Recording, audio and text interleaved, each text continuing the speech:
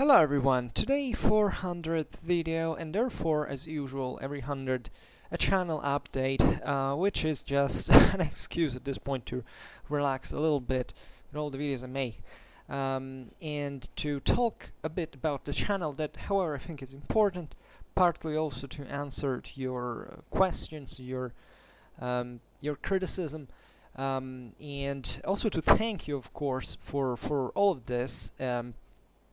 Both for likes and dislikes and appreciation and watch length that is particularly high, at least considering YouTube's average watch length, and in general to make you understand what I'm doing, why I do it, what's new about it, and so on. So I don't really know where to start from. So today 400 videos and I read here 531 subscribers, which is pretty interesting. I don't know whether it's talking about the result in absolute terms. It's difficult because I don't really know how it happens really for other channels in terms of growth, etc. Surely there's plenty of other channels that rise pretty fast, pretty quickly. Definitely I'm not. I've been watching certain channels that have just like 10 videos and reach hundreds of thousands of views pretty easily. There is to note that from this point of view I haven't promoted my channel in any way. Basically I'm doing it all for free and not paying anything for having my channel sponsored either. So this stems partly from I know I could simply pay some tens of bucks, not really even a large sum, and I could, but I don't really care. Partly I must confess I'm curious to leave the stats growing naturally. I'm very interested into this. I love to look into YouTube analytics and to observe how, where do views get from, through which channels, through which through which ways, let's say better. Sometimes even channels, because it turns out that there's plenty of people out there that are putting my videos in their own playlists, or that however they have their list of liked videos made public. So here, for example, I read that my current 400 videos have been inserted, or let's say it better, at this moment there are, something like 3,500 of my videos added to some playlist, and obviously I think a substantial part is it's from my channel itself, but I don't think it even reaches the half of it, because number of playlists, I've increased it, this is true, but still, I don't think here I couldn't make even the sum, but I don't care. I think it doesn't surpass even the 1,000, or maybe, well, I don't really know, I don't care, but let's say that there are, however, thousands of people who have added my videos to their playlists, which is amazing, albeit, and if you look from the stats, and this is also how what makes you reflect, I don't get so many views from playlists either, although the views from playlists is actually, as it's normal to be, telling you the truth, the watch length actually the longest one in absolute terms, which means that for every single every single view, sorry, in the playlist, every single video, I get like 28% of the whole video covered on average, so which is pretty high considering the length of my videos chiefly. And now I don't really care about the playlists. Let's say that I point mostly on other baits. Let's say I hear that the importance of subscribers is definitely crucial, because here again from the overall stats that I think my well, not quite really, that 49% of the watch length, which is effectively what counts on YouTube, not really the views. The views are not really important.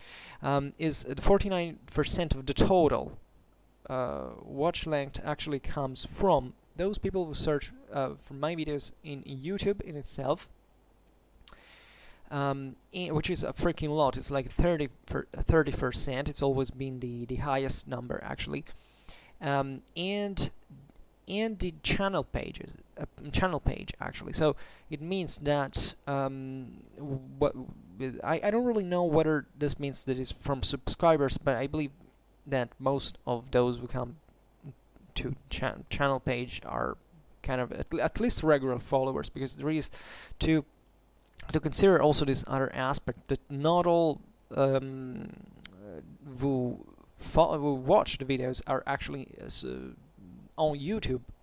They don't have an account. They just watch it from the external, and therefore I can tell them out there, thanks for watching, and sure, if you subscribe to YouTube, if you create an account and you want to subscribe, you can interact, let's say, more with the channel, with me. I try, by the way, with the comments to always answer anyone, because I'm still at a point where the comments are kind of manageable. I don't have difficulties to answer everyone. I don't do sometimes where there's not really a reason, but I really appreciate actually most of your comments. There is just some crazy one that's, that are maybe trolls to say something weird, but it happens extremely rarely, telling the truth. So basically almost all your comments are pretty nice. They show that you pay attention to what I say, even if you criticize, even negatively. So you seem to be concerned about what I do, the way I do it, and possibly and evidently because you're interested, because there's plenty of channels out there, and if you spend your time to comment on mine, it means that you have some sort of attachment to it.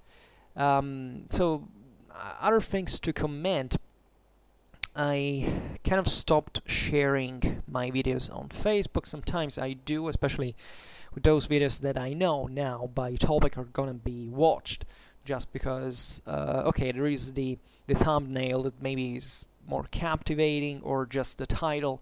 Usually every single thing I do about the Romans, for instance, I go out there and share it, because also on Facebook it seems there's plenty of Roman history groups, and they're very populated, let's say, and people tend to watch that a lot. Medieval history, as usual, but makes fundamentally the bulk of my videos, is not excessively followed, but now there is, I think, a substantial interest, especially when it comes to military history a bit. There is the last video made just a couple of days ago about the Battle of Fogmigny that got a substantial amount of views. It was fine.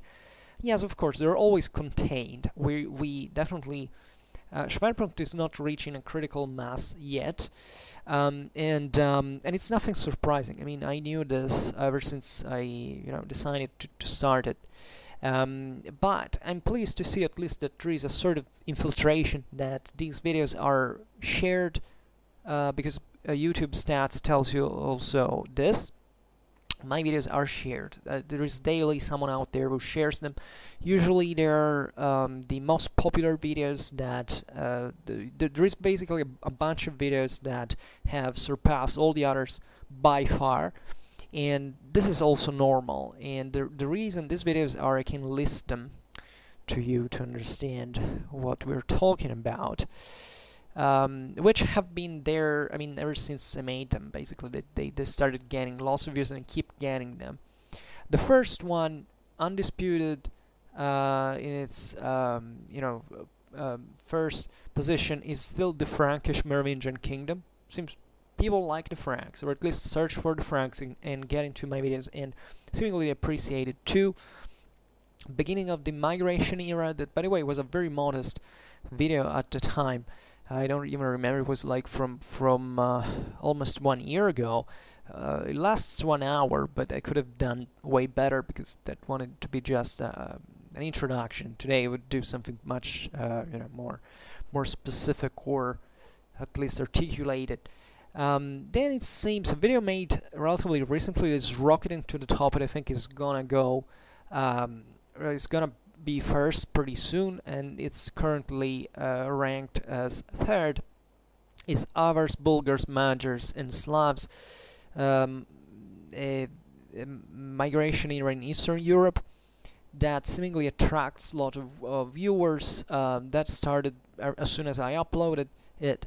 The reason being probably that these peoples are not, they don't have the right consideration that they deserve historically in popular mass. So probably it's because my video is found among the first results during the YouTube search, probably even through the Google search, and but it has an amazing watch length as well.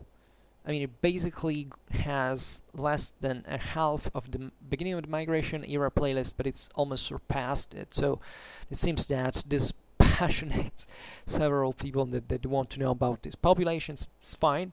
I will surely be talking about them as well. I could have done that video better, by the way. It's not such a hugely, it was just a kind of a introductory video on the topic. So. But good to know. I mean, I shouldn't share the secrets because, for market reasons. But yeah, and it seems, and the migration era seemingly keeps rocking, because the 4th and 5th positions are respectively the Scythians and Sarmatians at the roots of the migration era, and the Alemanni, the history of a Germanic people. Then we have something relatively similar, the Sassanid Persian army in introduction, interestingly enough. But in the Seljuk Turks and Islamic world, conflict between, I was thinking about it today, conflict between Philip IV and Boniface VIII. That, I don't know, because maybe it has a kind of a cute thumbnail. It's a good kind of comic style representation of Sherlock Holmes slapping Boniface VIII, or trying to do it at least with the iron gauntlet, according to the Anagni episode. Then it goes mostly with this even kind of Middle Eastern perspective. There is the video on Nicephorian cataphracts, Byzantine army, and the Battle of Manzikert of August the 26th, 1071, and then I don't really know, because here I think you can see only the first 10, but there is a great difference between already the first 3, fundamentally the first 4, and all the others. So it seems that these videos are watched over and over again, and they keep being shared, they keep being in certain playlists, and they, hopefully they will work as a pivot for the others as well, although I think I doubt it, because I found out finally how the YouTube algorithm actually works, and it seems that this is not great news, because seemingly you get because I count fundamentally also on the suggested videos. Every time you watch a video on YouTube, basically the account memorizes what you have liked, and on the base, I believe, of either of tags or names. I don't know how it really works. It's evidently a combination, but I think it's mostly tags and being in the thereabouts, some way that I can't really figure out. You are suggested other videos that are therefore related in topic, etc. But what happens is that YouTube basically suggests to you the videos that are watched the most. That is to say, that only the videos that are already famous keep getting more famous, and this is obviously very smart, economically speaking, for YouTube, because basically they propose you what's best out there, or at least what is watched for whichever reason. And they try to attract you towards that, and therefore to appreciate YouTube and to stay there. But as a consequence, so it can even happen that there is a video from 10 years ago that keeps getting watched, and it's suggested over and over again, while much more recent videos that are not watched for very long and therefore they don't appear. Yet there is also another kind of the most recent videos, is, I think, especially if you're a subscriber, are obviously they kind of pop up into the suggested videos.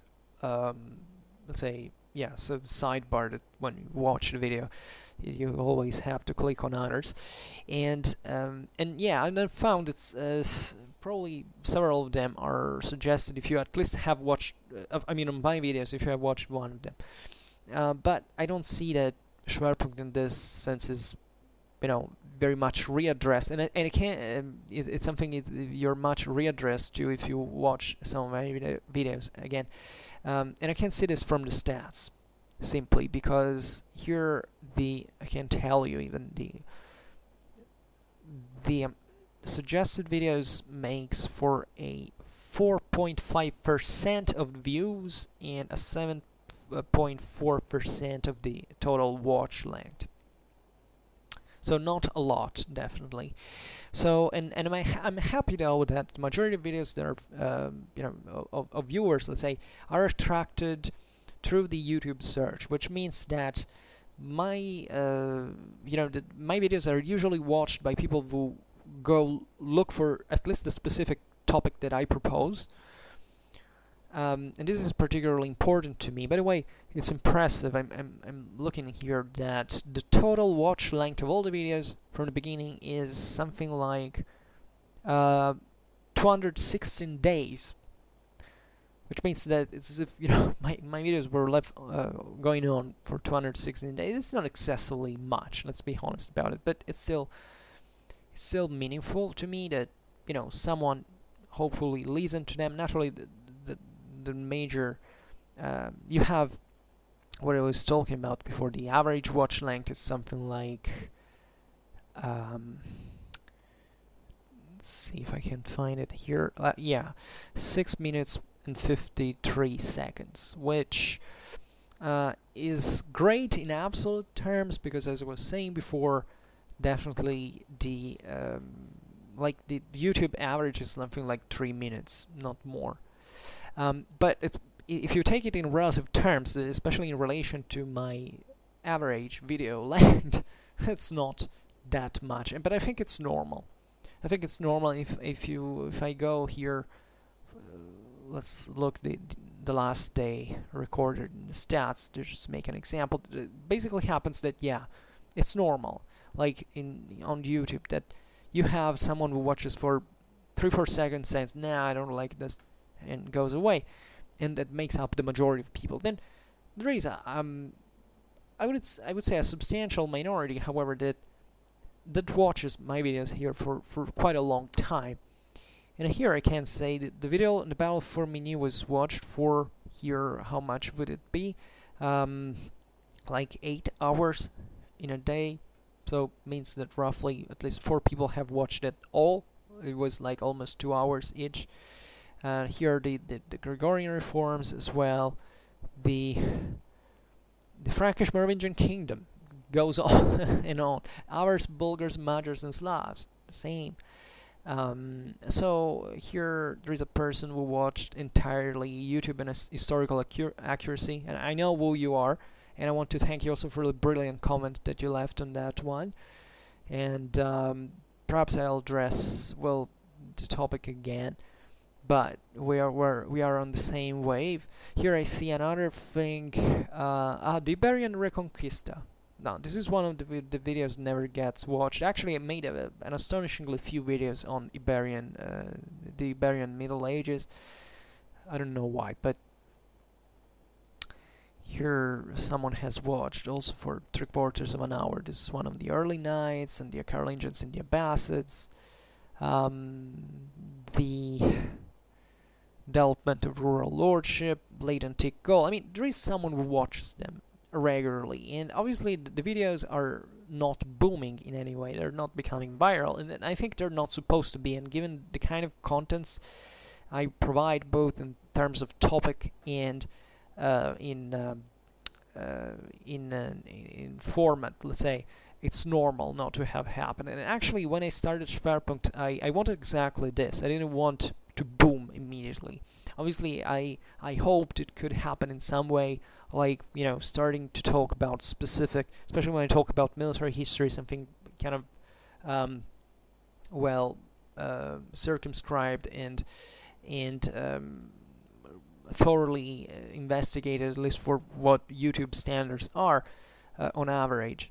Yeah, it might boom, but my real intent, and what I really counted and still count on, is in fact this making all these videos once a day. I mean, one video a day, and covering all this kind of relatively vast amount of topics, from fundamentally the ancient world, chiefly ancient and medieval warfare and medieval history, general medieval history, that at this point, with 400 videos, you realize it's not really a few. I mean, it's pretty easy, I think, to come across my videos if you go on YouTube and searching for historical stuff from those ages.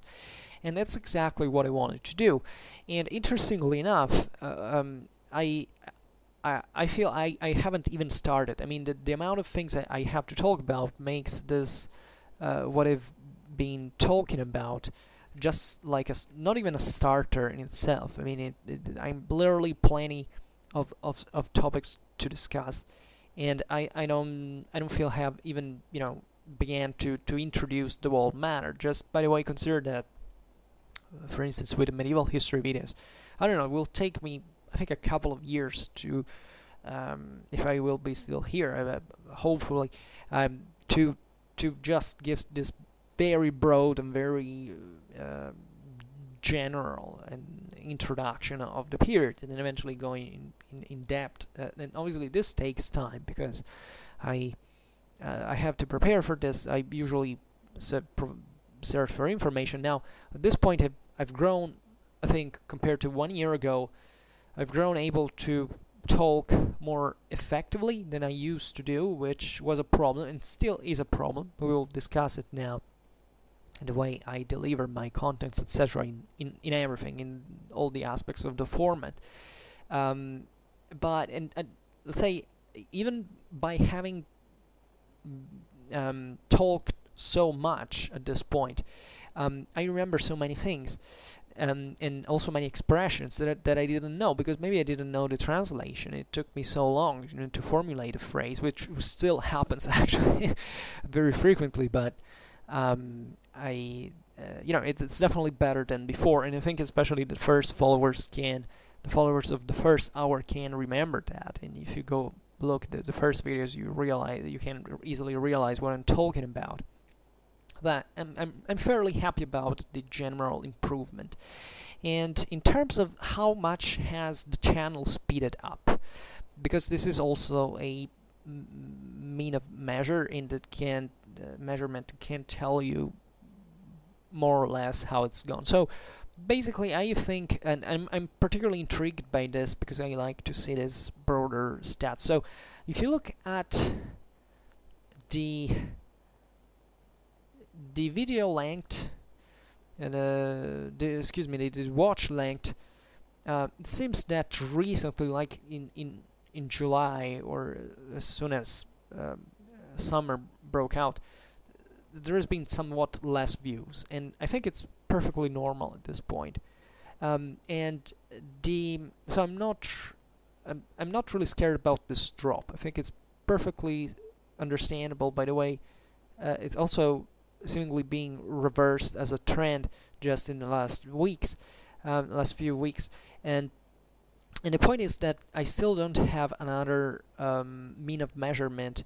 I don't have another comparison to make, because last year in summer I had barely started to make a video a day, and I had very few subscribers, so I don't really know how, whether this is something cyclical, which I think actually it is, or just the attention dropped for some reason, but it's going up again. So I foresee, actually, as it happened last year, that at beginning of autumn, by September, there is a sharp increase that actually doesn't stop until kind of April, May.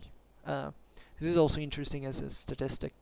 And this is how it's gone in a nutshell for Schwerpunkt. There's been a very steady growth of watch length for all of these months. Then towards the summer, it's gone slowly down on average, but it's still pretty substantial.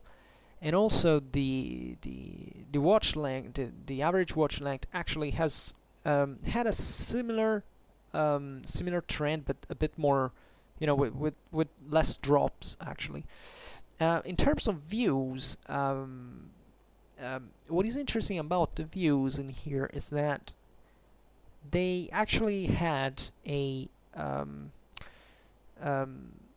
slower increase compared to watch length, meaning that, for example, when things were rocketing, like in terms of watch length in autumn and winter, the actual number of views was increasing slower.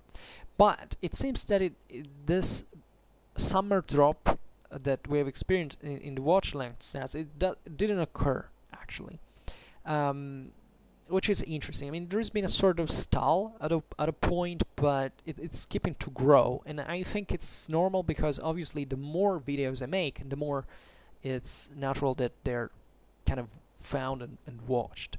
The problem is, however, there is still a similar trend overall between the two measurements, but I'm pretty curious to see, because it's as if also in summer someone had, I don't know, more free time.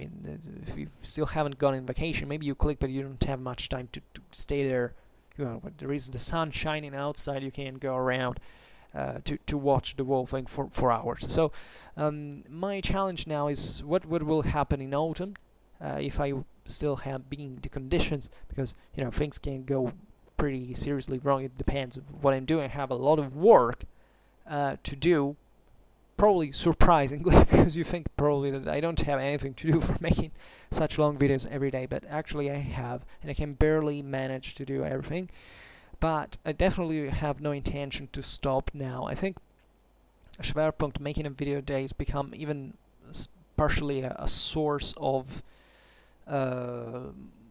let's say moral equilibrium. It's a psychological equilibrium, because it's part of my routine now, and it helps me also concentrate on the rest of things I do. It kind of vents me, and I am kind of happy to do it. I mean, I'm glad to talk so much, and hopefully doing someone's favor, the favor of maybe knowing just a tiny bit more about history, making you think about certain perspectives that maybe you think otherwise, or I kind of become contrarian in certain ways. So yeah, I believe I'm happy about the overall thing, and I will keep doing it, and we'll see how it goes. Is there a kind of an achievement that I'm reaching now? Well, tell you the truth, no. I mean, originally I obviously wanted to I was more anxious of getting subscribers and stuff, because I hoped I could do it way more quickly. Then I understood more realistically how it is, and I said, okay, well, I just have to wait.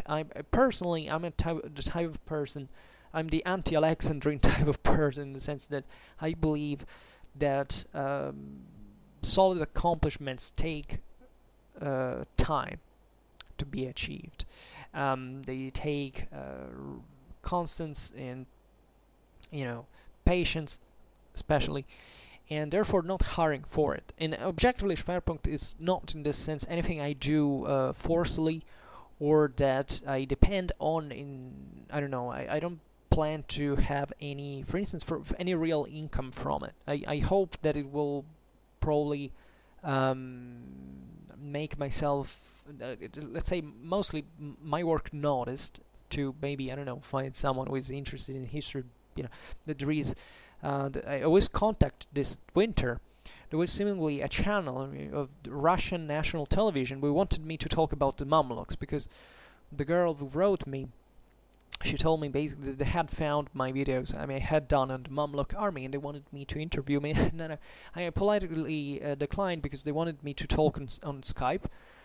And aside from the fact that Skype doesn't work now for months, to me, I don't know why. I upgraded everything, but it still doesn't work. But in absolute terms, I think I'm not ready for putting the face of me out there, because not because I don't care. I mean, I don't have problems with that. It's just I think that it would have been relatively strange. I mean, this interview had been something like 10 minutes with pre-set questions. I had time to answer. I wonder, but what this is gonna be gonna go on air seemingly on national television in Russia, and and what is it? Is it a Skype interview on a documentary? This was actually a documentary on the Mamluks, and I said, wow, great, but thanks. No, I prefer not to. I prefer to save my image. I don't know. Maybe it was a mistake because they would have. I would have become famous. I don't know. I don't think so, and I don't care, frankly. But it was interesting anyway that there was someone who expressed this interest in what I do. By the way, I'm no expert in the Mamluks whatsoever, so I don't even know why I was contacted properly. But yeah, and I wanted to say something else about this. I don't. Well, whatever. And I remember where I was going with this. Oh yeah, what I plan to accomplish. Well, nothing particular. I hope obviously that stats will keep to grow, and seemingly now the trend has been pretty solidly towards this tendency. So I don't have any. I don't want to reach, I don't know, 1,000 subscribers, 2,000, 10,000, 100,000. I don't know. I don't know how it will go. This is not really the center of my life right now, and I wouldn't like it to be, because first of all, I'm doing something else in my life that is way more important at the moment. Then I don't know, because actually I started Schwerpunkt in a moment of well, not really of desperation, but at least I had planned it before I had a competition to do that effectively let me enter what I'm doing now. And I said, if it goes wrong, I will start a YouTube channel. I'll hopefully try to do something with that while I keep trying to enter. And instead it didn't happen, but I was extremely curious. I've always been extremely curious about how it was to manage a YouTube channel, and I decided to try it, and it turned out pretty well, because this idea of 531 subscribers. So first of all, I didn't say that openly now. I re-say that. I want to thank you all for being my subscribers, for having listened to me in some way. I don't know whether I also followed regularly relatively regularly like a bunch of channels in my life, but I wasn't subscribed, actually. I think I've never been, so I understand that it can happen as well. And 531 people, I mean, it's okay, it's not a large number for a YouTube channel, a successful YouTube channel, but I consider you as people, as a matter of fact, not as numbers. Say, my God, 531 people who deemed my channel to be so, worth of notice to at least subscribe. It's great, and I'm very thankful to you, because this makes what I'm doing meaningful, makes it significant. And now I have some of you, some of you comment regularly on my channel, and that's also very nice. There are some regular followers who are very, very supportive, very, very interested, apparently, and I can see that you watch my videos from the playlist. I realize it, because you tend to comment where eventually, such high views watch length comes, so I understand what you're watching more or less individually, and this is great, and so thanks for that. However, at the same time, let's look at the number in itself. 531. It's not, as we're saying, excessively much. It's growing like 1 or 2 subscribers a day at this point, so that's kind of the rate. But I see that, and I see this from the, which is evident, that there are certain videos I make that of 500 people, nobody watches almost. They usually are the Von Clausewitz ones. Here, for instance, made the video 2 days ago, like it has 4 views of 531 people.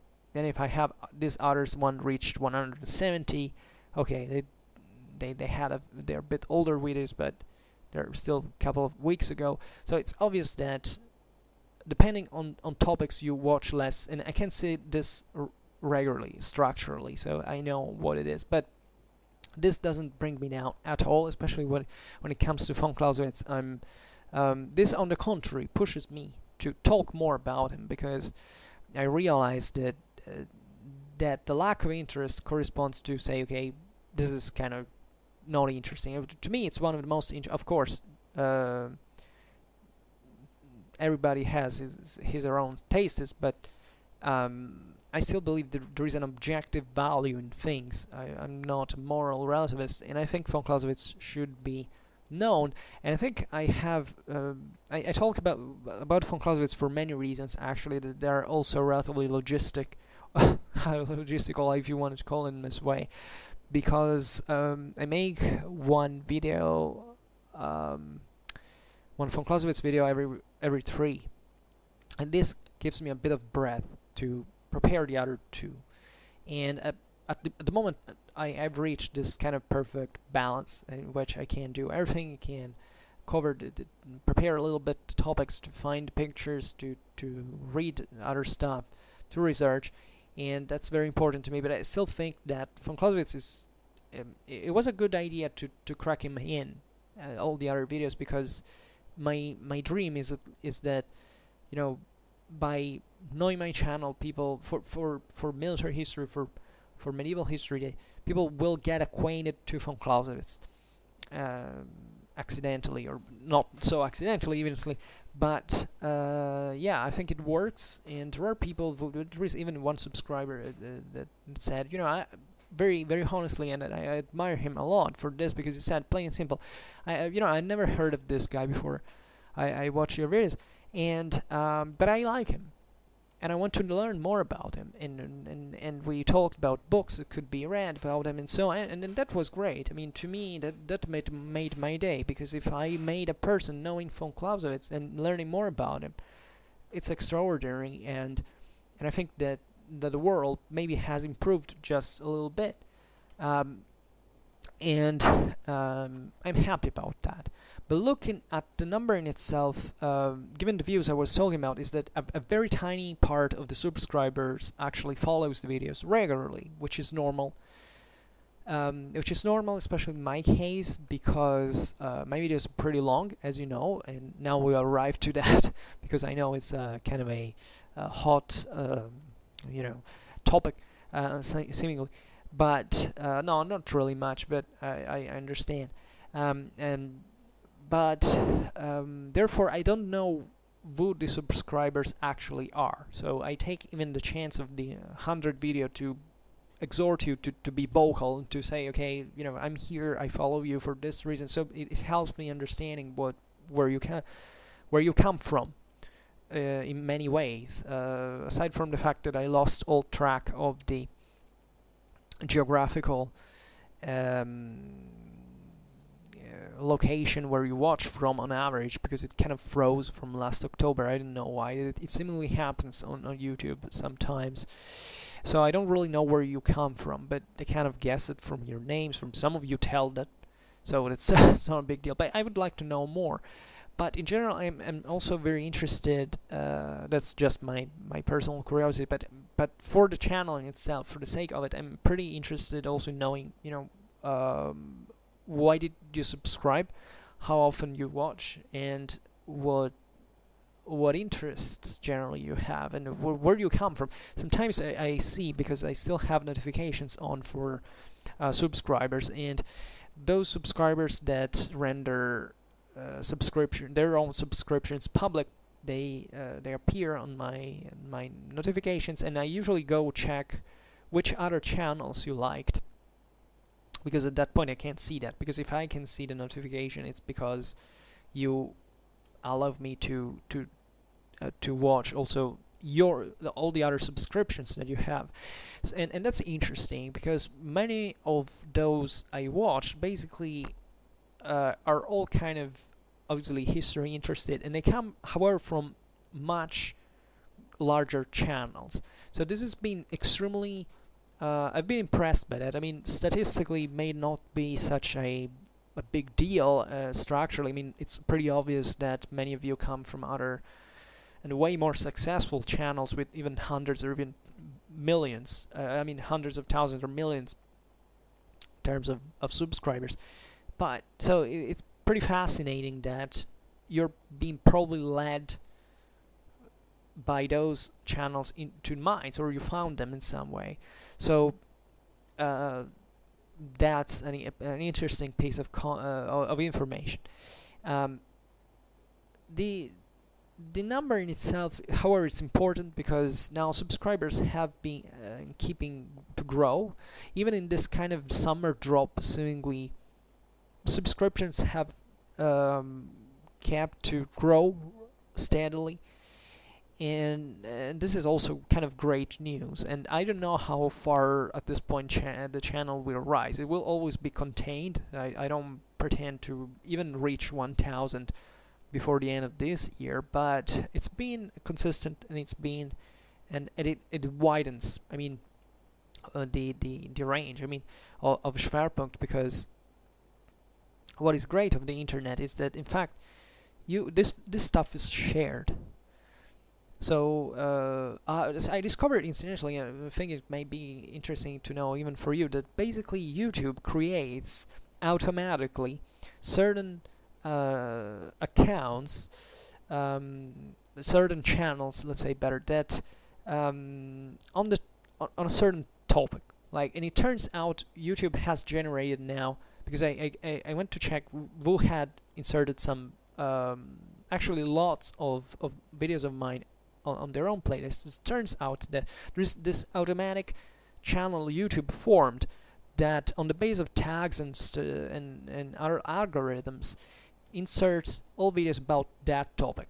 You know, and in this sense, technology is amazing, and people watch that stuff, and it's interesting. I think it's definitely a good way to engage even the audience, etc. On the base of an intelligent interest, let's say, based on topic, etc. And yeah, so this number is probably destined to grow, as we were saying, and let's see. I don't have any expectation for now. Many of you will say, oh well, you want to reach 1,000 subscribers, because we know that that's the moment when you can start getting paid with advertisement by YouTube. Will you do that? Well,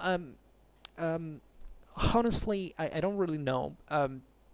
First of all, the same YouTube says that basically if you haven't really broken the mold, if you don't have so many subscribers, it's even kind of counterproductive to insert advertisement on your videos, because basically we'll say, yeah, well, I don't want to watch him anymore because he's sold out, or or maybe just you don't want to watch advertisement. I'm personally starting to think that it's not such a good idea to put advertisements in the first place. First of all, obviously have to see how convenient it is, because if the channel keeps growing and I kind of make some money out of it, it's not a big deal. But generally speaking, I'm not so I mean, I'm perfect capitalist, and I don't have any problem with that. But I realized also, emotionally enough, that it's not such a great thing to see to watch advertisement, and I hate it myself when I watch people's channels. There are even certain brands, etc., that want you to speak actually in person about their product in the video. I don't think I like it very much. I'm not excluding I could do it in the future, but I see it as a bit like, that. And what I would like to do rather, that is way better, is to go on Patreon. Actually, I already created a Patreon account, but I haven't connected it to any card. So basically, you can't give any donation. But I will probably activate that. I will probably start looking at these things when and if I will surpass 1,000 subscribers. If I will still be alive, it's possible also that this won't happen. But probably will start checking this, and I would definitely prefer things like spontaneous donations and not to impose you advertisement, because it's kind of silly, and also I don't wanna. I'm not doing this for being paid. Obviously, I do it from an economical perspective, broadly meant, saying, okay, I'm making this. I could even transform it into something larger. That might, I might cooperate with someone. I received other offers of cooperating with other YouTube channels, etc., but I refused because basically they were very interested, chiefly in my information, which is even evident that my format sucks pretty much from a video and audio perspective. But still, the content seemingly were praised. They wanted me to write the scripts for historical videos, and I say no, because at that point I would become just a in the sense of writer, and I have to work for someone else, and I don't think that's my best role. I want to be in charge of everything. I don't want to ask. I don't want to depend on anyone. I'm completely intolerant. It's not the fault of these people that offered me at all. I think they were quite generous, but I'm incompatible personally with this idea. I would have to become not a director, but a sort of editor, and that's not really what I want to be. Given that I provide the bulk of the info, because these are mostly informational. I mean, kind of educational videos. So that's what they are effectively all about. And in talking about this, going finally to the kind of criticism to my videos. First of all, I'm very positive about it, because I realized that in spite of all, I get a very few criticism. I get a very few dislikes. I believe it in part the reaction to Schwerpunkt are something like love or hate. I don't see many middle ground. Yeah, of course, there's a lot of people kind of follow just en passant, and they leave a comment sometimes. But it's pretty evident that, first of all, my recording means suck. My English skills suck. My video side, my graphic side sucks. So it's I believe just about the contents that also are a little, yeah. I admit, I gotta admit, the contents are rather good, at least. I mean, I'm not flattering myself, because I don't believe that I'm such a great teller, nor that I have such a deep understanding or effective capacity of delivering these contents. But objectively, the topics I choose are cool and are great, and I would like myself to learn more about them. Actually, for making even better videos in this sense. So, but in this sense, I'm kind of comforted by this, because I realized that probably you are much more intellectually oriented than the average. I mean, at least I won't say you're more intelligent, because I could make you a compliment like this, but I don't want to flatter myself in this sense. I don't think I attract necessarily more intelligent people, but I'm pretty sure that you're way more intelligent than the average I see on YouTube, because I see it from the comments.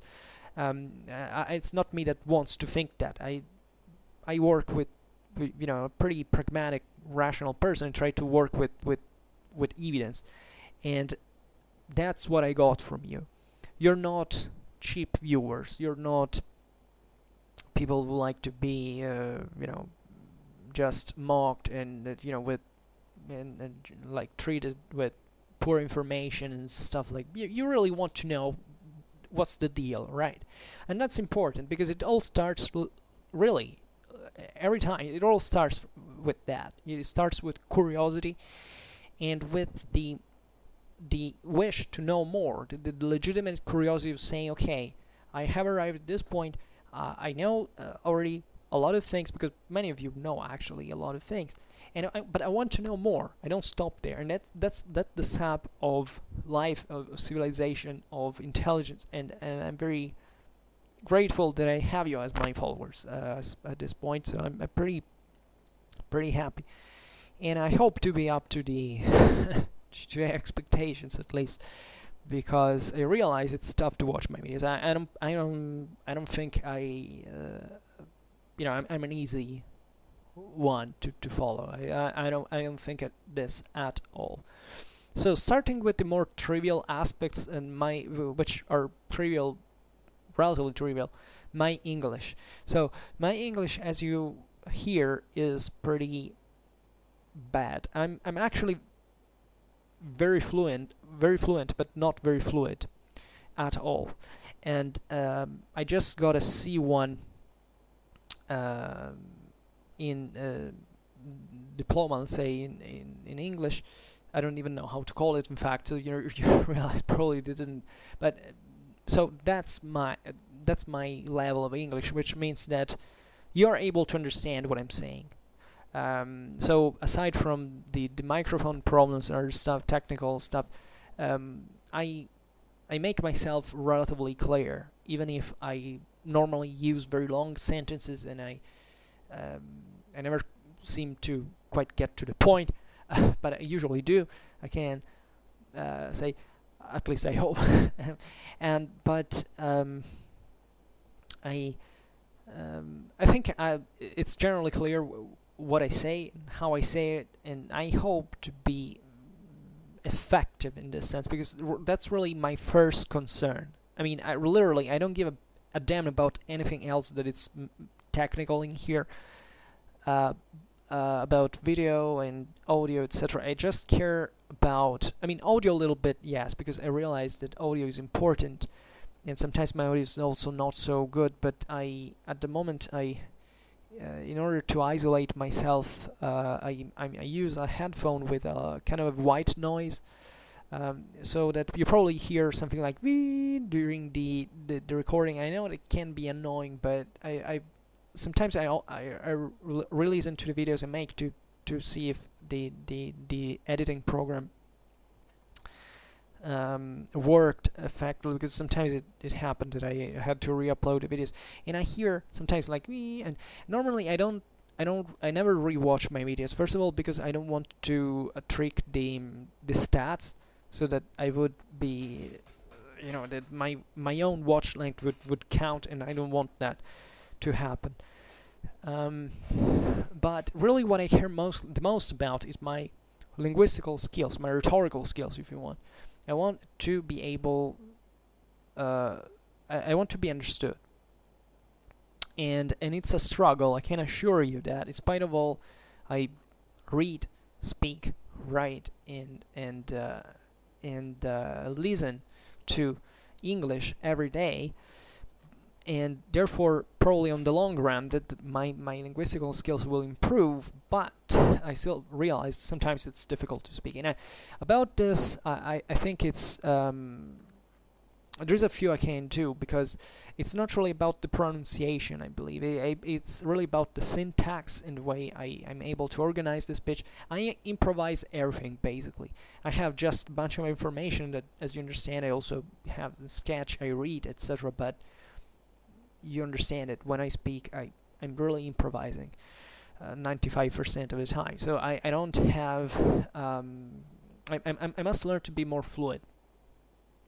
I'm fluent, I'm not fluid, so I have to work on it, and I know. So I thank your patience, as I got actually very few complaints about my linguistic skills, but I still realize I can do better, and I think we would benefit all from this at the end of the day.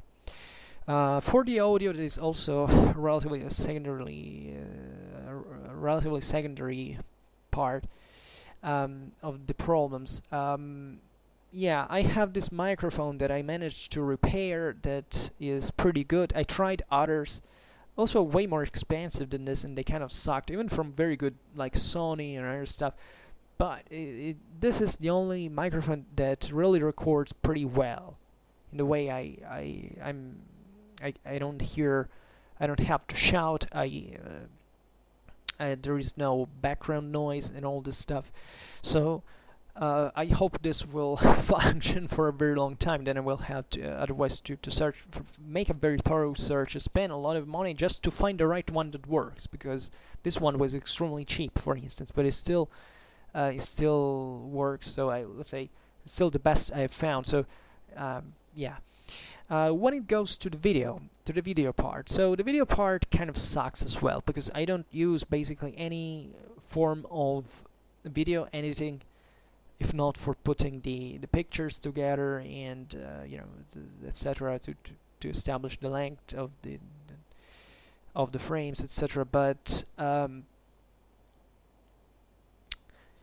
realized that my pictures are all, I mean, some videos turned out just fine, especially when there are lots of pictures of it. This really depends.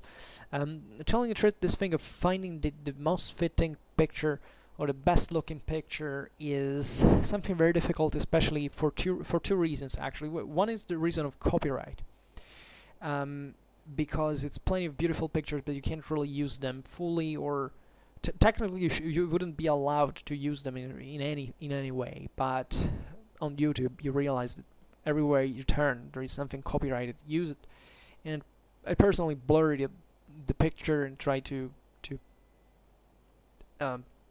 etc. But the real problem is I try to avoid that if I can. And the problem is actually most of the topics I address require some search of in terms of you know, certain topics are not easy. For instance, the other day I made this video on the instances of religious renewal before the Gregorian reforms. It was kind of tough to find a fitting picture, because what kind of picture you want to insert? There was a very few about that, even about medieval society. It's not so easy. I want to, by the way, I accurately select my pictures. If you go on documentaries made on YouTube, you know, they throw in everything just to make something kind of look medieval, but not fitting at all with the topic they're talking about. I always try to choose the right pictures, and this is particularly important to me. But the video format also is sometimes not great, especially with maps that have lots of names and they're pretty large, and they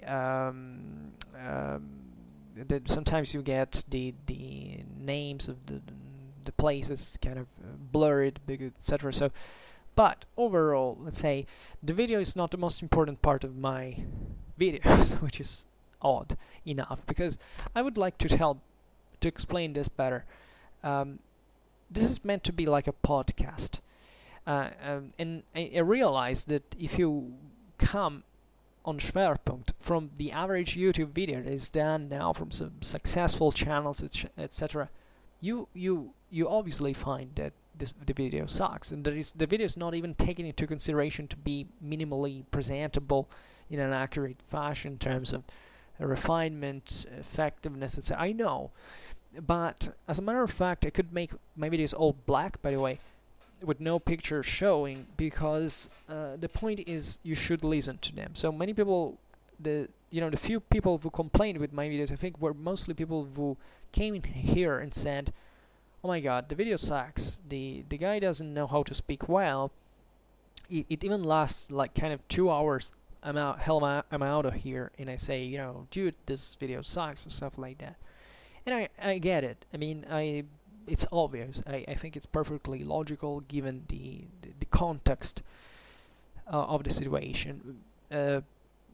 Many of you understand evidently that Schwerpunkt is kind of like, it's podcast-like. In fact, I found even some commenters that actually never showed up ever, that were to comment on those other people who complained, saying, look, this should be like a podcast, not like, because they got it evidently, and I never said it openly, but this time I did.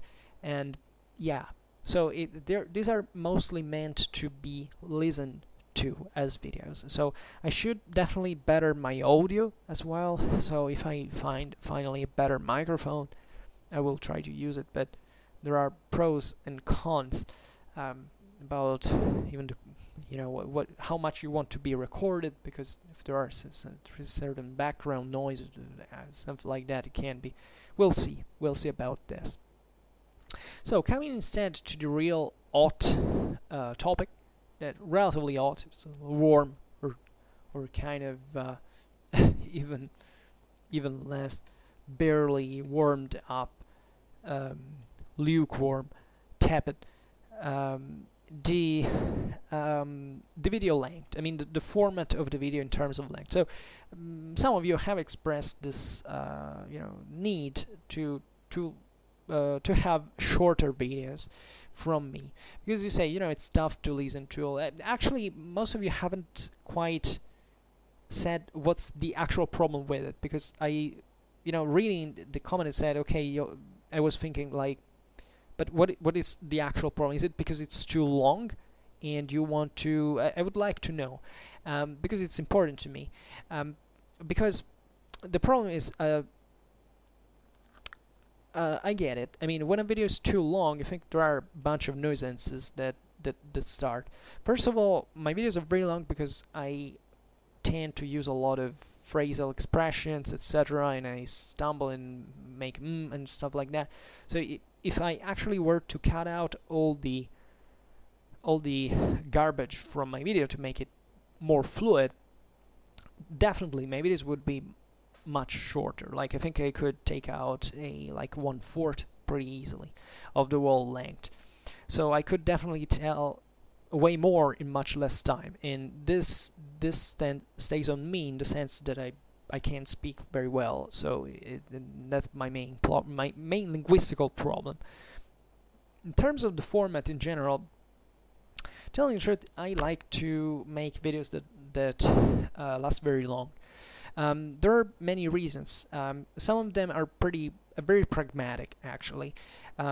So it turns out I do something I've never seen pretty much out there, is this making a video a day, and making it normally more than 1 hour long at least. So this combination is great when it comes to the volume of video you put out there. And this means that however it goes, this higher the chances, as long as the contents are kind of good, at least the topic is good, people listen to it, to have a higher average watch length. This is very important for me because effectively YouTube, as we were saying before, is based entirely on this. So the longer the video is, the more people tend to watch it for long. They get curious, they want to listen where I get to the end. Regarding this, I work to make it, if not interesting, at least thought-provoking, because I think a great part of the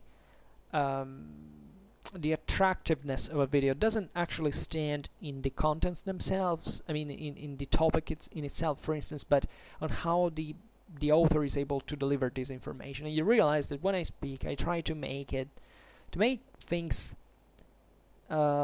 difficult, complicated, or complex at least, if I manage, excuse me, to spark curiosity in the listener and saying where does it really want to get to, because what he's saying maybe it's not bad, but and let's listen to the whole thing to understand better. And this is my strategy actually, and that's why my videos are so long, because apparently I realized they can just sound like a very long ramble with no order, but they're all like a cycle, and if I open the cycle, I come to close it at a point, and most of the time this happens from the very beginning to the very end of the video.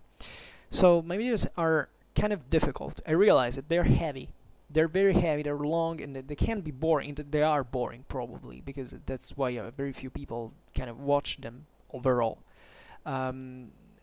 But still, they're meant to be so. I mean, I know it sounds strange, but it is effectively so, because the idea is that either you listen to it all in terms of the whole concept that is expressed, otherwise you you know, I'm very sympathetic towards people who have written this, because they realize what's the point. I perfectly realize, and in this sense I would say it's plenty of other channels that definitely can deliver contents in a way more effective way. So my understanding is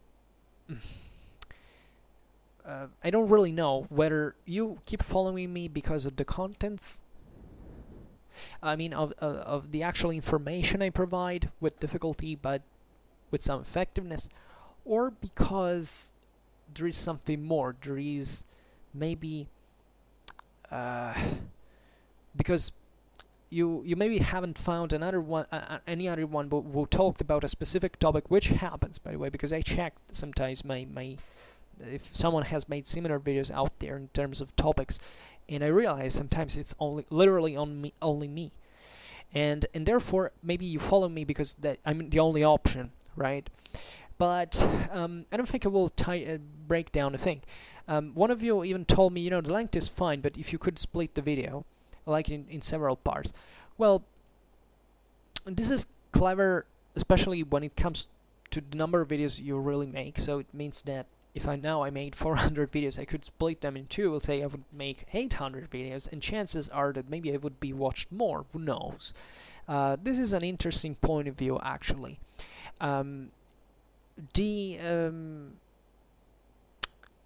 problem is, I have some problem with this for two reasons, actually. However, the first one is, if I split the video, I duplicate the time I need to at least to insert all the tags, to make it, also to not really to upload them, not even, but to export them. I have to work a little bit more. So and believe me, and please, I don't really have the time to do so. It may sound strange, but I have now this incredible balance during the day which I have specialized in myself in, for which I'm able to do what I do. First of all, only at certain hours, only with certain in between certain things. Some of you have asked me, you upload my videos, you upload your videos like at midnight, past midnight in Central European hour, in the Central European hour area, where I also live, by the way, and therefore people are gonna watch them less because it's at night. Yes, I understand that, but unfortunately I really can't do it another time. I'm sorry, and I understand, but at the same time, hey, at least the video is still there. So I realize I lose some watch length because this is how it happens. I see it even when I depending on the hour, I'm able to sometimes share videos on Facebook that certain hours people watch less. It's obvious. So yeah, I know. But unfortunately at this moment I have this very problem. But the video is still there, and that's important. And as I was saying before, most of my viewers, actually, at least not really most of them, but a pretty large and rising chunk of them, actually either Google or search on YouTube for my videos or come across them in that way. So at the moment that's my main target. Then for the regular users, I'm sorry about that. I mean, I'm sorry that this creates some, but I can tell you, okay, just save it. In this sense, YouTube has many helps that you can have. First of all, you can add the video to kind of a watch later playlist. You can find it into the chronology. You just click on the left up button of the YouTube I don't even know how to say that page, and you can look at that and refine. By the way, YouTube, basically, if you stop watching a video that is like mine, that is very long, YouTube will remember the moment where you have stopped watching. So you shouldn't have problem to find like to find the bookmarker, and everything is going to be fine in this sense. Then I realized if you really want to watch these videos every day, it's kind of tougher.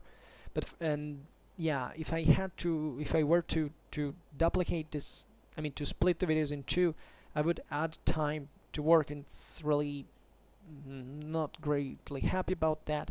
But also there is another reason, and that I believe that at least this was my personal experience. Then I don't know what you think about it, but it happened to me to watch certain videos that were split.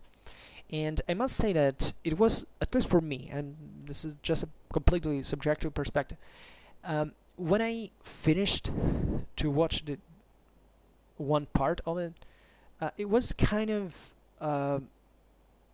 you know, on the internet we all get lazy. It was kind of difficult to search for the other one, especially when it was a kind of a long video.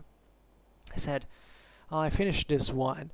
Oh well, now I have to start the other. Well, not so much. Let's do it, because I think that there is a sort of instinct to want to finish, to complete one video that you have started to watch, and that I think pays off dramatically much in terms of video, effective video length. And I suspect that my video length is so high, in fact, because people don't even maybe want to watch my videos so much or so often. But once they start them, they want to finish them. So if I were to split them, probably this is just an hypothesis, but I suspect that I would possibly even lose some watch length, in spite of the duplication of the video. So I don't really know. I think I can definitely work a lot for making my videos shorter, but sometimes I don't even want to make them shorter. I mean, sometimes I tell you how I reason why I make the video. Basically, I try, well, of course I have other things to do, so I try, especially recently, to make things kind of shorter, like 1 hour or 1 hour and a half, because up to a very few time ago I could reach like 2 hours, even 3, because I have other things to do. Actually, I'm more busy than before. So, but at the same time, if the topic is, you know, it kind of allows to think, I try to talk as much as I can. For adding is, you know, adding certain things more, trying to explain, trying to mature several perspectives. You know, if you're a regular follower, you know how I reason, how I articulate my thoughts, and much of what I say is something that I didn't actually even plan or think to do before starting the video. Start making the video. Certain things that I remember even from several years ago that coming to the thing. Sometimes I also repeat myself pretty much. I do it necessarily, evidently, but still, I think it's still important to have this kind of talk, this kind of discussion, this broader reasoning, because I think this is what my videos are mostly about. I think most of the people follow me exactly for this, because they're not maybe so concerned about the topic in itself, but they're interested in the way I approach it, at least. I don't think you're interested in me, so that's also why I don't talk about me that much, but I still think that it's still me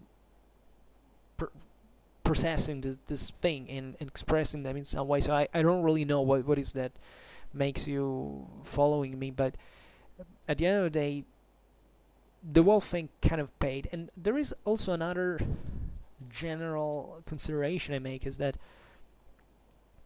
I also care about going a bit against the trend. Like there are many, when I search for videos on YouTube of historical content, to especially see if someone else has already made something, but not because that really influences me in my decisional process, but just for the curiosity of saying, am I like the first one in the list if I search for this topic on the thing? Like, at this level, it's kind of silly as well because it makes me lose time. But I think it's also important because that helps to make me choose the best title, something that maybe someone has not put in those terms, etc. But I liked the idea, and then some of these videos are short, so I like the idea of speaking a lot to go against short stuff. With all what we have said, also with my incapability of being fluent, obviously that is a problem, because otherwise I would also speak less.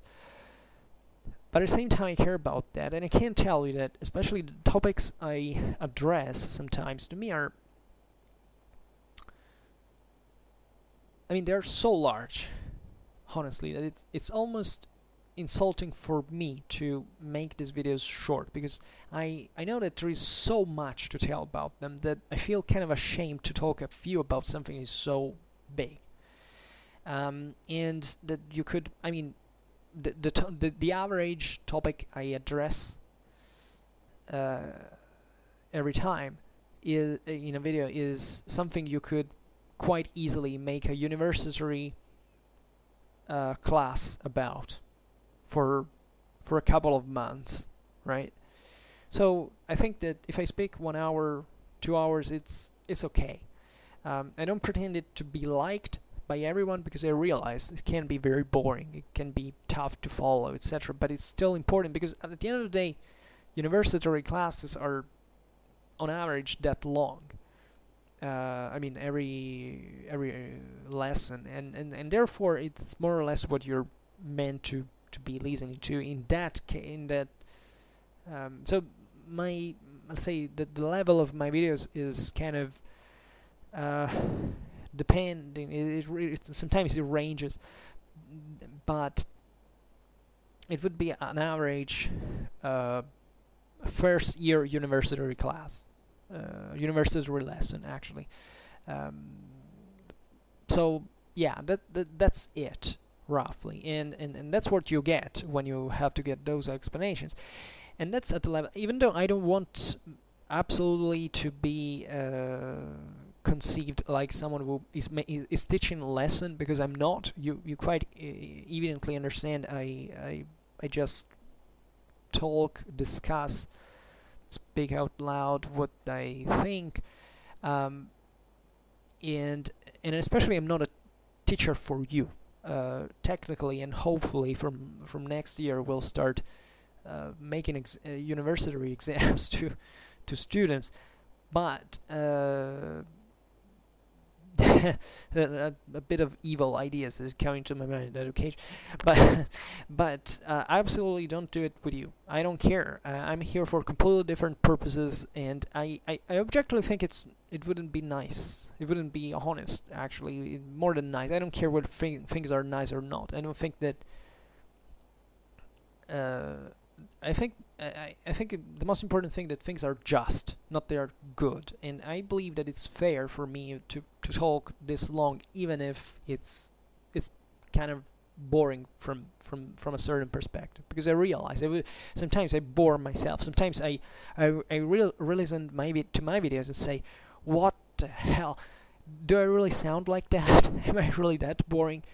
And I kind of like even myself in this sense, but I realize that sometimes I'm too pretentious. I'm talking for 2 hours long. What was this guy thinking to be? Well, yeah, okay. I try always to say things that can be useful. I don't care to say, okay, now we'll teach you the lesson, you have to listen. I don't care, but I want to say things that can work well for someone who hears them, who can revolve around, and that's my only objective. And that's why I also try to keep the level of the conversation kind of very that you can listen to me, even if both if you are an expert of the field that knows way more about me, either you are someone who has never opened a history book. I think my videos are directed are my target is kind of a very general audience, but an audience that can listen, can understand, can formulate new ideas, new conceptions from what I think, at least with the help of what I say. That's all I care about. And sometimes it's a difficult process. It doesn't happen so easily. I don't know whether I work well or not from this point of view, but that's at least my aim. And that's all I care about fundamentally. For the rest, I don't think I. As you know, I care mostly about. I have a bit of sense of. I mean, the more Schwerpunkt gives me personally, this is very personal to me. I think Schwerpunkt gives me a great opportunity to talk about a lot of things very gradually. So there are many things I want to learn in my life. I study, for instance, not because I want to have a position, to have something. I study because I want to learn.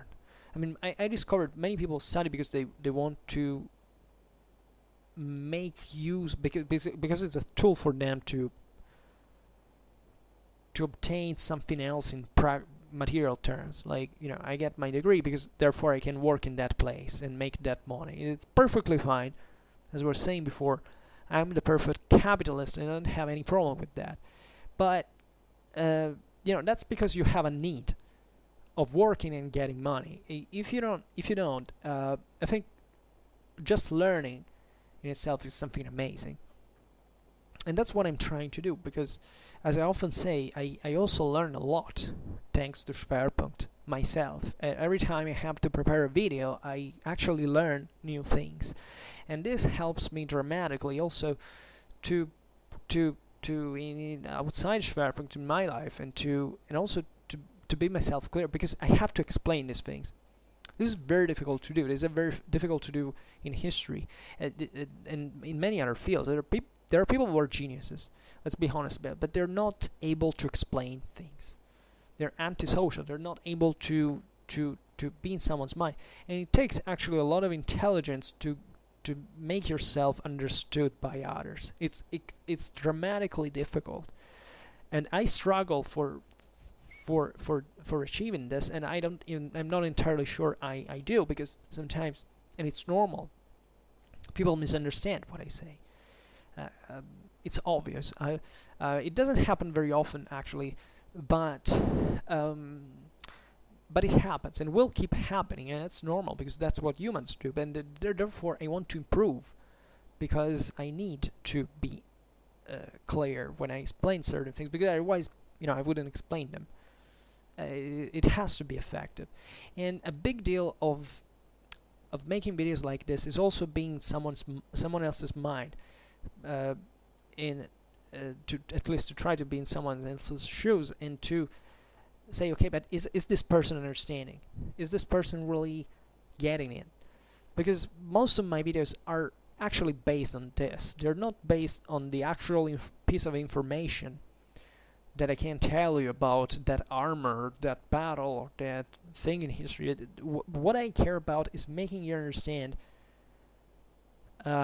certain aspects of the story that maybe are not so intuitive or not so clear, and also to give a sort of security, because let's be honest, when we learn wherever we are, we try to get to the point, to the fact, the hard, not necessarily the evidence, but getting to the right approach. And it's very important to be punching, to have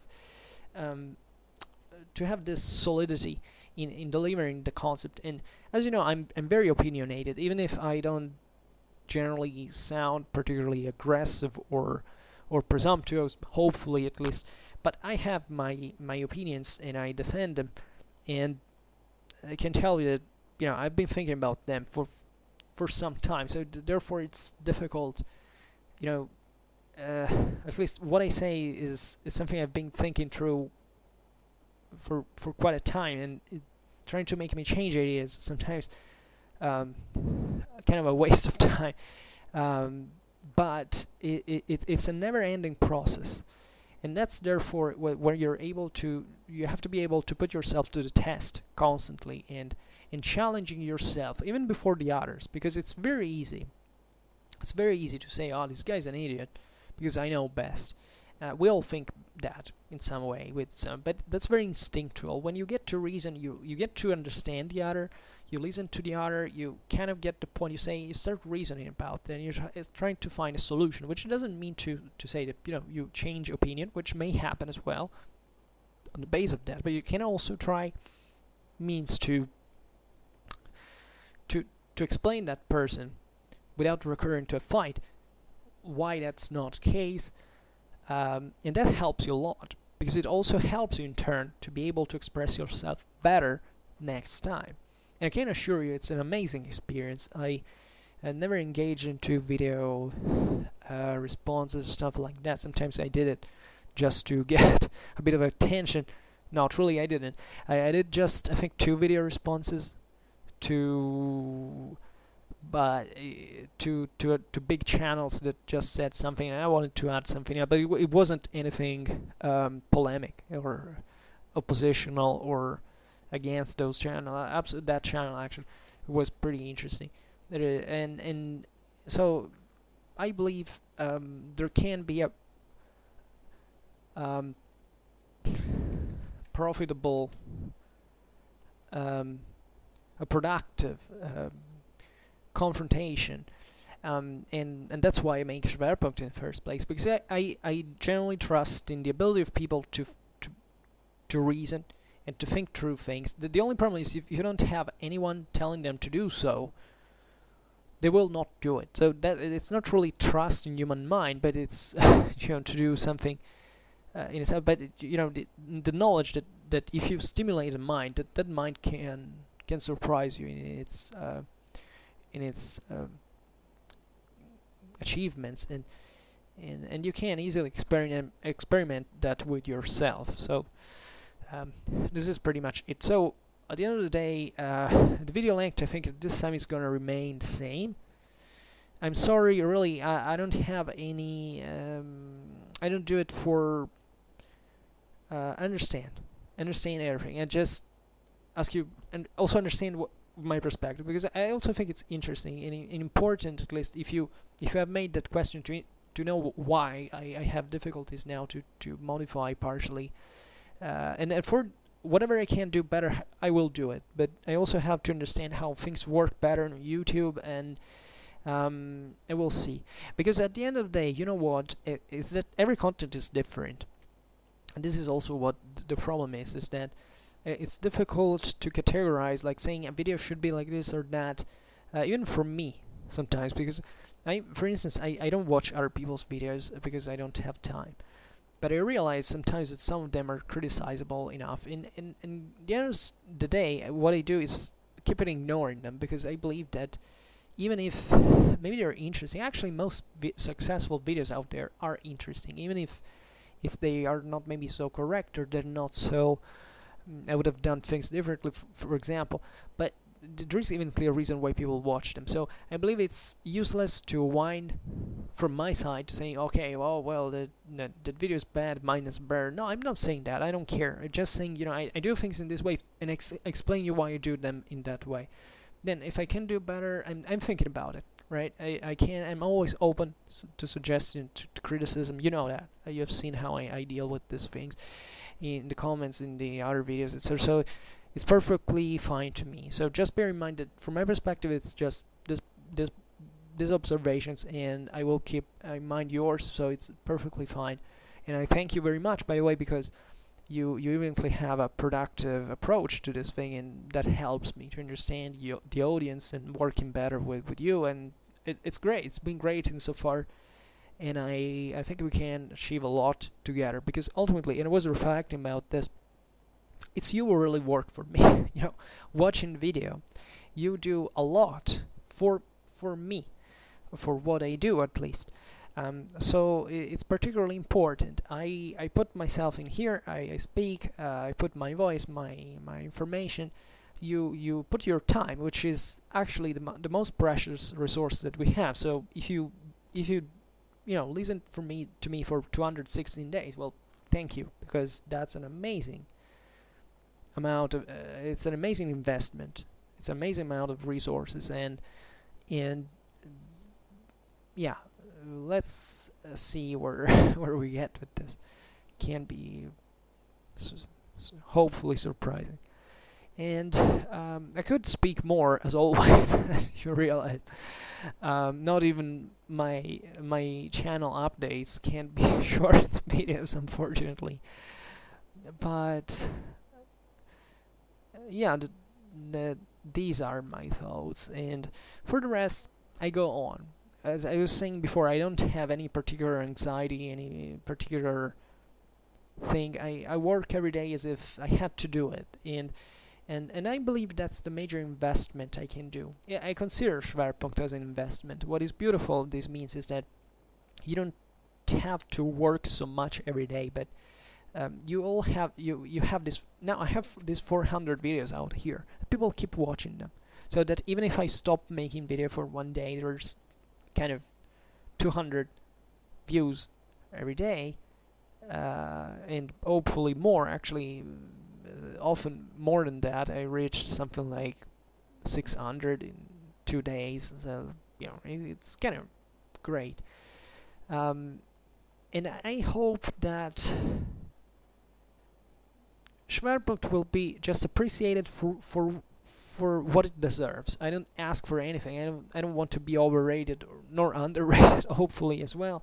But I just think that if there is something valuable in my videos, people are gonna follow naturally, spontaneously. So I'm very, very, very touched by the 531 subscribers, and I thank you, each and every one of you, even those who have not subscribed, who watch me from the outside. Just know I thank you very much, and I thank my regular followers, especially those who comment. They're very nice people, very funny, very, very interesting, very, very knowledgeable as well, and I appreciate you very, very much. You have all my full sympathy. Not that you may care that much, but it's important, because just know that this channel is modulated on also on you. Let's say, aside from the contents that have the primary, the historical topics that have the primary precedence. I believe we all agree on that. It comes to you, because you are the ones who make this channel what it is at the end of the day. So in terms of who watches, and therefore who gives life to these videos. So and yeah, what else could I say? I don't really know. There are other silly and boring stuff about the stats, but I don't see any other thing. About the topics, if there has been any change in, recently, well, yes, there's been some change. Actually, I reformed a little bit the list of topics I discuss. Sadly enough, I've taken out the classical warfare for a little bit. I'm covering for instance, the Persian army, but not the Greek classical warfare, which is bad actually. And the reason is now the texts I'm consulting are not excessively good. I will have to read something else, because but I will be talking still about Hellenistic warfare a lot, so that doesn't stop. I've been introduced. I have introduced the Roman history series as well. It wouldn't happen that often, but it's still, we will talk not just about Roman warfare, but also about Roman history.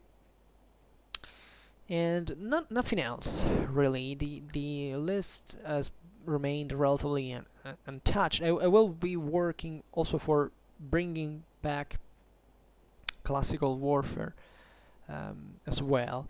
Bronze Age warfare. This has been someone who wrote me saying, you were keen on that, and I also took that out recently. I mean, a couple of months ago, because I also in there the texts I had weren't probably very, very good. but I've been searching for something else, and now I'm studying them a little, so it's possible that I will come back with that too. Although I would like, if possible, if coming back with that as well as with classical warfare as well, because I think it's a pity that I talk about Bronze Age warfare, Hellenistic age, Hellenistic warfare, and I don't talk about classical warfare. It kind of sucks. And I actually made some good videos about something about the Peloponnesian War back in the day, this winter, this summer, this spring. It was kind of good, so I also learned a lot myself, and I would like to come back on that. So I hope to recover that pretty soon, and I definitely will, because those are things we have to discuss sooner or later. I must say that I feel a bit trapped into this list of topics. Sometimes I would like to speak a bit more freely, also about things I read here and there, but it's difficult to do it without a precise aim, or at least addressing topics that are very important that I would like to save a bit for either some special, not really special occasions, because every video is kind of, a potential one at least, but some of them are vague. I prefer to address certain topics in the single videos, but we'll see. We'll see what I can do, and I don't have anything else at this point to say. If not that, I don't know, if you want to listen to more frequent channel updates, I can do that, but I don't think you're interested. You want you want history, and I will deliver in that. I don't know what the upcoming contents are, because as you know, at this point I choose my topics relatively randomly, so every day can arrive something new. I think it's pretty obvious we will keep on these topics, on these similar topics in the fashion we have done for quite a long time now. It may take literally years and years to finish everything. And in the meanwhile, I hope to find something else, or maybe we can make question and answer videos. That would be interesting, but I think we are still very few for having lots of questions and sorting them. But otherwise we could do some review, some critics, like criticizing someone else's videos, for example. No, not really. But just today I was thinking about this, because I was arguing with I wasn't arguing at all actually, but I was reading an article of this cheap stuff you find on the internet. It was a load of garbage actually, about the late Roman army, about 14th century warfare, that incidentally are some of my favorite actually topics ever in warfare. And that, I mean, reading those articles saying, well, this would make actually a good support to criticize, to explain mistakes, because sometimes even explaining mistakes is kind of more effective than, it's more punching sometimes, because at least, I tend to speak about things I come up with by myself, so I'm not aggressing anyone. Sometimes I aggress myself in the sense that maybe I say, okay, well, I said this thing before that I could say better, or stuff like that, but I never quite make the problem appearing so much. But much of the reason why I make these videos is sometimes also to address topics that other people explain, or that I don't want to say other people, because otherwise it seems I think I am who knows what, but that you find poorly explained out there. And this is my cruise. I may make actually a video about this soon. I already made it some time ago, but it happens that there is a sort of proliferation of historical content on the internet, which is usually all about the same topics. It's either the Romans, the late Roman army. Now it's so fashionable that everybody wants to come out with how the late Roman army literally worked. It's just a concentration of cliches and prejudices, stereotypes that date back to the time of Sir John Holman. That that people can't get rid of still mentally, psychologically, emotionally. I don't know what's with them. Or I don't know, that specific moment in medieval history where you have, and there is no, like, as if medieval history was only a big flat homogeneous time where tactics and military organization and armies were kind of always the same, and you can make generalizations about everything, and it turns out this happens for many reasons. That there are more people who are acquainted with history and with relatively more detailed history, also to warfare, history of warfare, etc. But at the same time, that unavoidably makes the quality drop, the quality of information provided drop, because these people are usually not experts, or at least are people who don't have a thorough understanding of the world. Just on that video I was making recently on YouTube, and historical accuracy was pointing that out. And I wish I had made myself clearer, because also there was a very, very polite and intelligent person who answered me on that video and said, you're right, and it sounded like I was saying basically that you need more generalist thinkers only. And it sounded a bit like that from me, and that this person said, yeah, okay, but we still need experts, right? And we have to come to a table together. And yeah, and in fact, I wanted to just add to this that I perfectly agree with. That's why I perfectly embrace this view as well. That, in my opinion, the expert should be a person who also has a kind of a generalist idea of the world. That's the real problem, that we are creating either generalists or ultra specialistic experts. Well, actually, the two people should be the both of them. And I'm making this criticism. I was making it starting from reenactors or HEMA practitioners. In fact, this person was a HEMA practitioner, and as I was saying, even in that video, and as he knows perfectly, I have an enormous estimation for these people. I believe that most of them are making an outstanding job, very often also by themselves with their own funds.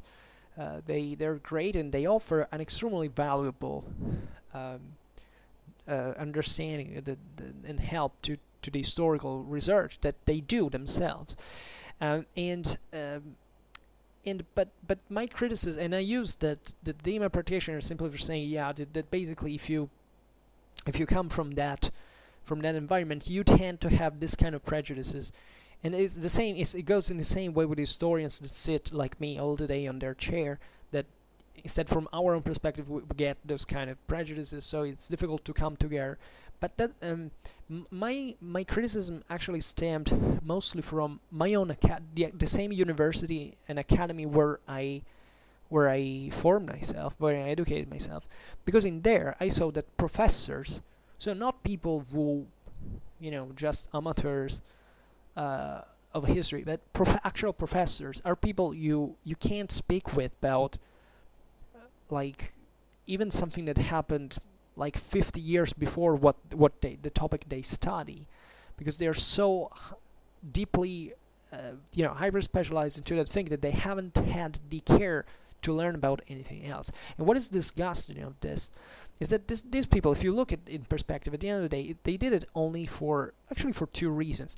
A bit is for money, but I wouldn't even put it at the first place. I mean, obviously finding a job and needing to write articles and going on, so getting absorbed into this blood-sucking system of academy that has become today, with call for papers and all this garbage that basically sank the level of academic publishing all over the world. But also because of this idea that is pretty naive and stupid idea, and I don't understand, even speaking with people who were kind of 40 years older than me, that studied all those 40 years of gap I have with them, they're pretty naive. They're kind of childish minded. I mean, they really can't know even the most banal thing that you should know when you study history of all ages. Like, here we are at the level that the medievalist, like I am, by the way, is not able to tell a meaningful thing about modern history or about ancient history or contemporary history, saying things that not even a high school student, when I go to school, was meant to say. Actually, in the level of stupidity, I realized that, of course, the average all over the world of historical awareness is it's really disgusting. I mean, I sometimes I believe I was like, at least I was grown in a place where we still value a little bit education in the truest sense of, still with an idea that you have to know a lot about lots of things to be qualified as someone who can at least lecture others. And out there in the world, it's not like that. It's all about money. It's all about, and once again, as a capitalist, I'm perfectly fine about money, but it's more it's worse than that. Even it's for a sense of, well, okay, we will have this in other videos. This is getting too long. Also because I don't know what to say at this point, because I kind of went against my own principles. But it's all about money. Well, the problem is, let's be honest about this, it's not only about money, it's also about some forms of narcissism, or I don't know, this idea that you have to prove to the others that you're somewhat special. Just do what you know how to do. But when it comes to education, I don't believe you can just think about I don't know. Well, this is getting complicated to explain. Effectively, I never got to this point in this explanation, because I believe that, yeah, you should be able to do whatever you want, but there is still a kind of a diamond in my mind that says, the Socrates diamond, that says, you have to know more than that. You have to do it for some higher good than just, your profit. You have to be able to educate people at a broader range, because we can't all benefit from it. I mean, it's an investment as well. So it's not about money in this sense, not because the profit you can gain is not quantifiable with money. Everything is quantifiable in its price, but we underestimate the value of education in this sense. And we know that humans do stupid things, and they tend not to do rational choices, and that's why I believe that it's rational to actually invest into a broader education, so that the expert is not just the expert, but also knows lots of things across the board, all across the board, and can understand actually even better what he's studying about.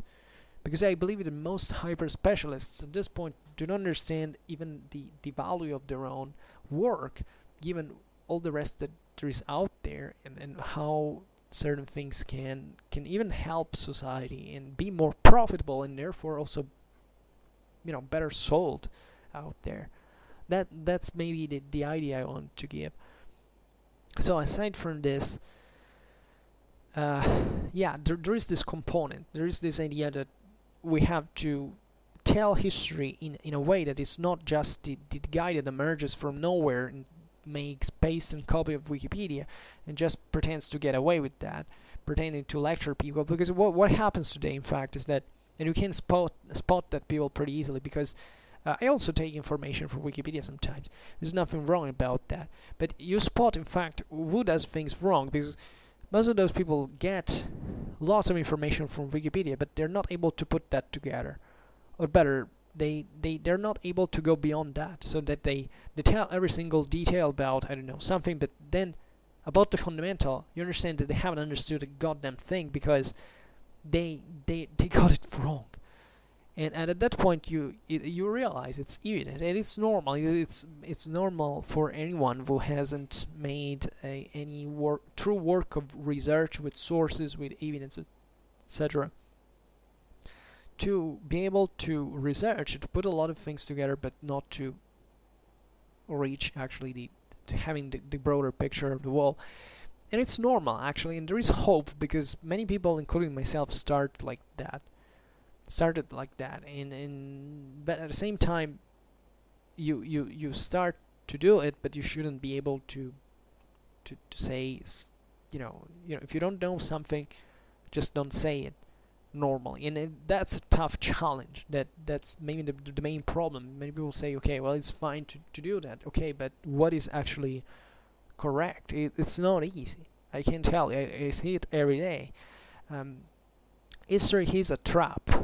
So it's paradoxical. From one side, we should give this confidence that our understanding is correct, that what I say in these videos is correct, it's good, it's reliable. But at the same time, you also have to be able to dare to reach the limits of this and remaining within them. But it's unavoidable to cross them sometimes. So you should make a video like what is, how are Schwerpunkt videos, how do I know that Schwerpunkt information is actually reliable? That would be an amazing video to make, because I would have to explain you, for instance, how I do it and how I got there. And sometimes I said in my videos something about that, but I never quite got to the point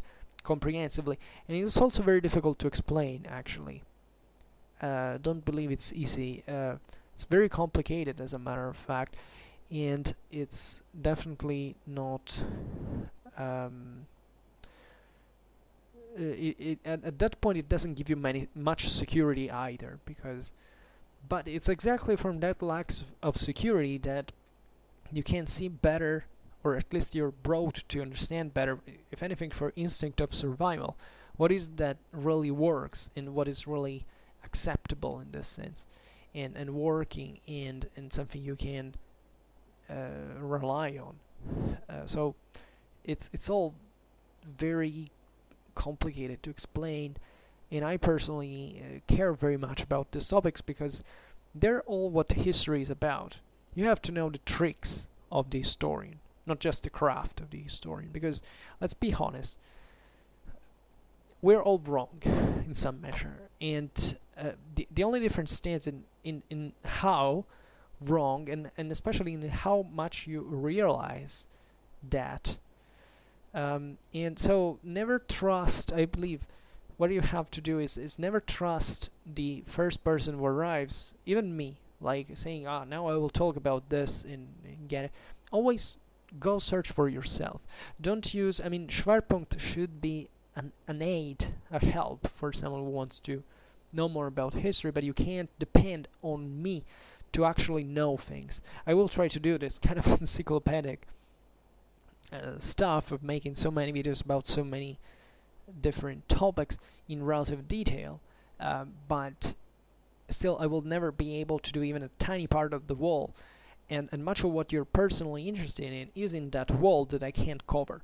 So you necessarily have to listen to read a book, actually, to study especially to study, because there is a huge difference between studying and reading, or just listening to YouTube videos. So, but I hope that I think at least at this time, these 400 videos, that I showed you what this is effectively about, right? I make often these points, and even when I don't do them, I try still to approach the topics from the right perspective to make you understand it. So it's what I try to do on Schwerpunkt, and I hope that's in many ways probably the best thing you can do, you can get from this. So whatever, this is getting boring. And so we stop here, and thanks again for everything. I am very, very happy of having reached this level of subscriptions and etc. So let's go on.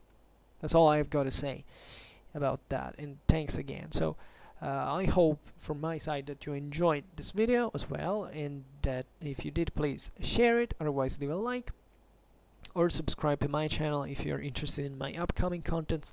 And for now, I thank you heartily for listening to me. I wish you a nice time and see you next time. Bye.